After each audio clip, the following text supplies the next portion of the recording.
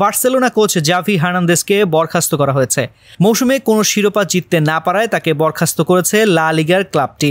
আগামী রোববার সেভিয়ার বিপক্ষে লা লিগার ম্যাচটি হবে বার্সায় জাভির শেষ ম্যাচ। বেশ কিছুদিন ধরে টানাপোড়েনের পর গত শুক্রবার তাকে আনুষ্ঠানিকভাবে বরখাস্তের ঘোষণা দেয় বার্সা। সেদিন জাভিকে বরখাস্ত করে একটি বিবৃতি প্রকাশ করে বার্সা। সেখানে ক্লাবের প্রেসিডেন্ট হুয়ান লাপোর্তোর উদ্ধৃতি দেওয়া হয়।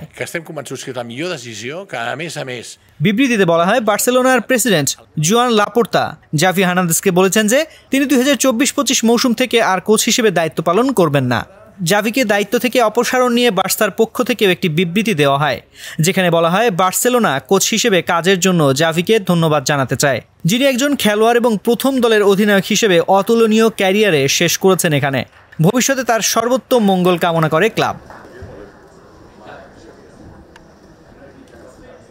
স্প্যানিশ গণমাধ্যমের খবরে জানা গেছে, সাবেক বায়ার্ন মিউনিখ এবং জার্মানি কোচ হ্যান্সি ফ্লিককে জাভির জায়গায় নেওয়ার প্রবল সম্ভাবনা রয়েছে। এর আগে জাভির একটি মন্তব্য নিয়ে শুরু হয় আলোচনা সমালোচনা, যেখানে দাবি করা হয় রিয়াল মাদ্রিদের মতো বার্সায় অর্থ ব্যয় করা হচ্ছে না।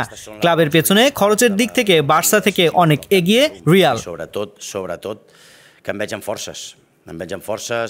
জাভির এমন মন্তব্য মোটেও ভালোভাবে নেননি লাপোর্তা। কোচের মন্তব্যের সমর্থন তো দূরে থাক, বরং জাভির প্রতি বিরক্তি প্রকাশ করেন বার্সা প্রধান। এরপরই মূলত গণমাধ্যমগুলোতে প্রকাশিত হতে থাকে জাভিকে বরখাস্ত করার সম্ভাবনা নিয়ে নানা প্রতিবেদন। অবশেষে সেটাই বাস্তব হলো।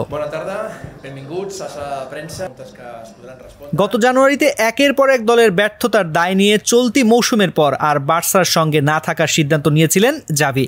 এরপর গেল 25 এপ্রিল মত পাল্টে 2025 সাল পর্যন্ত বার্সার দায়িত্বে থাকার কথা জানান স্প্যানিশ এই কোচ। তবে শেষ পর্যন্ত চুক্তির মেয়াদ পূরণের অপেক্ষা করতে হয়নি জাভির।